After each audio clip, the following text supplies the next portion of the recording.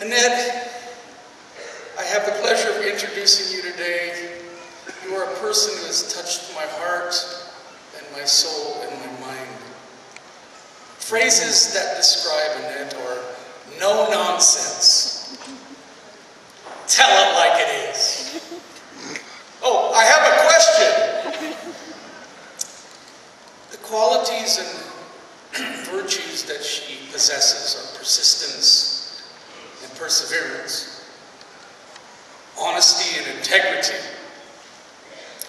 a willingness to challenge herself and to challenge others. And above all, I would say that Annette is a seeker of truth and of wisdom. Her cohort members, I'm sure, could add other descriptors to this list, many of which I would love to say, but for lack of time, I cannot.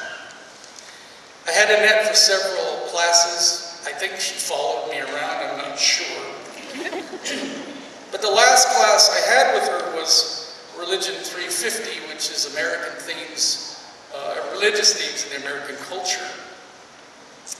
And there are two highlights that I'd like to share that Annette enlightened me about.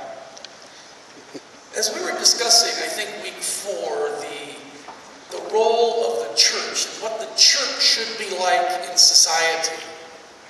One of the things she said was profound to me, and those of us who were in class that day remember. She said, I wish church were like the ADP program.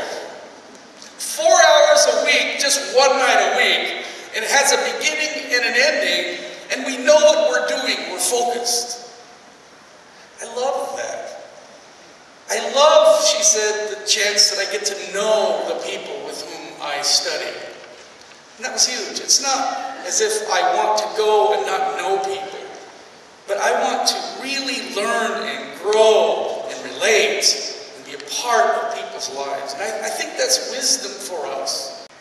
On her final paper, and I kept all your final papers, copies of them, I said, beyond excellent, I am amazed but not surprised.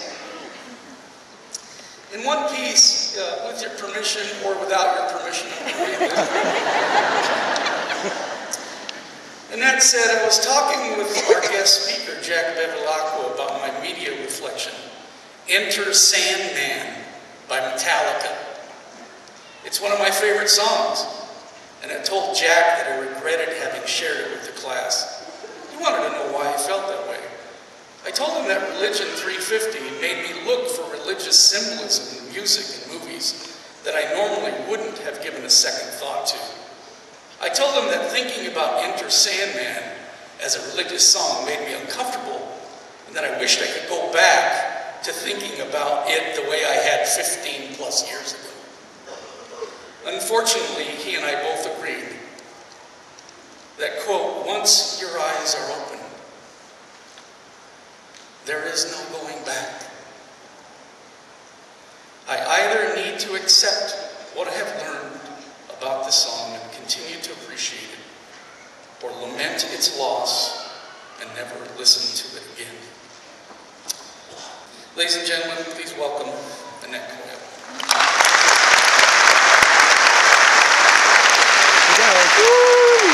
Annette!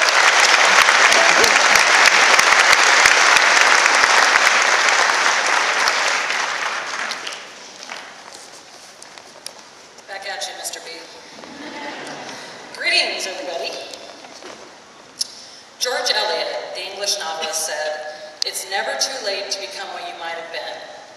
In early October 2006, I heard a radio advertisement on KGON for Warner Pacific offering an accelerated adult degree program from a Christian liberal arts college on a campus only 4 miles from my home. Courses were 1 night per week and only 5 weeks long.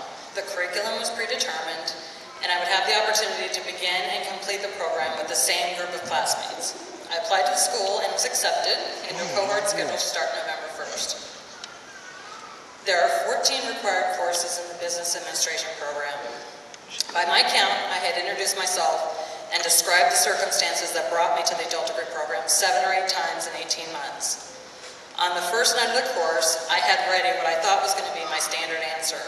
I was a paralegal, had been working for the same employer for 6 years, and was at Warner Pacific to get straight A's and graduate with honors. Behind the scenes was the real reason that I had tried and failed at both an accredited online university and the largest urban university in Oregon. And as far as I was concerned, this was it. Warner Pacific's program was my last chance to get a bachelor's degree. An education at Warner Pacific College begins and ends on a solid foundation of integrity, ethics, and values. Sounds good, but what exactly did that mean to me? In the beginning, school was very warm and fuzzy. My first professor, Janet Huber, was an amazing leader. My fellow classmates appeared normal, and the textbooks had pictures. At this early stage, I was more concerned with the learning environment than the actual education.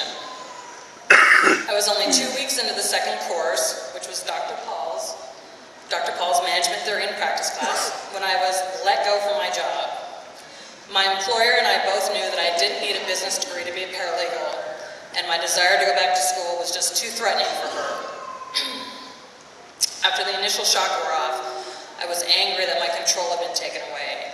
I had become so complacent in my job that losing it had never been an option. Then I remembered that I had just made this commitment to spend the next 1.5 years in school and started to panic.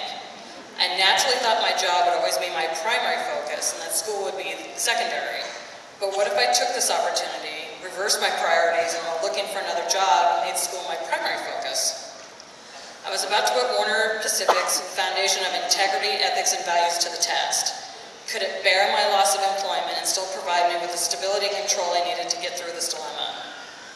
After 2 weeks of unemployment, I applied for and was offered one of those, if it sounds too good to be true, then it probably is kind of jobs. They dangled the management carrot under my nose and I bit. At the time, I felt incredibly lucky to have landed on my feet, and I was convinced idyllic times were in store with my new employer. 2 months went by, 4 courses from Warner Pacific were under my belt, and we just completed organizational behavior. This particular course reinforced the ideology that there's some serious psychology involved when you combine individual and group behavior in an organization. I took what I was learning at school, applied it to my current situation, and realized something wasn't quite right. Either there was something wrong with me, and I wasn't cut out for a future career in business, or there was something seriously wrong with the company's culture. I decided to test Warner Pacific's foundation again.